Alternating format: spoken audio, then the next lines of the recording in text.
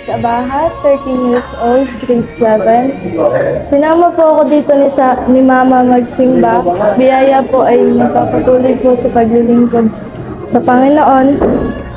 Ang buhay ko po nang hindi pa po ako nakakilala ay hindi po ako nagbabasa ng Bible. Wala po akong pake sa Bible. Hindi po ako nagsisimba. Nagsisimba po ako pero patuloy pa rin naman po sa kasalanan.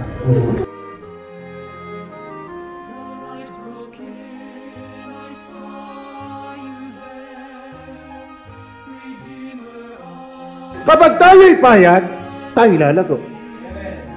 Bakit? Nasa Holy Spirit ang kapahayagan. Amen? Paano kang lalago sa dapat mong laguan kung yung nagbibigay ng paglago, iyong tinututulan?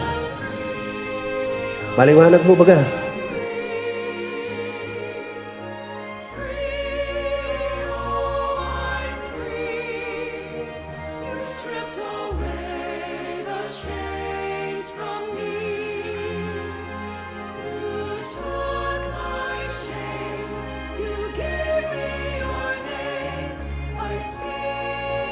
Kaya mga kapatid, we need to depend, to pray to the Holy Spirit for us to be able to walk with Him, for us to know more truths from Him.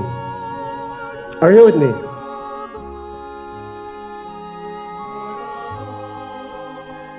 Pero salamat po sa Panginoon dahil po binago niya po ako. Amen. Inalis niya po ako sa dating ako na makasalanan.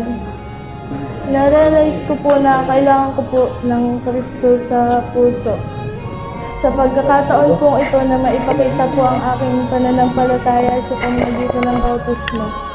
Hindi po ito paraan ng isang kaligtasan, kundi pagpapahayag na ako po ay isang tagasunod ni Kristo. Amen. Nation great.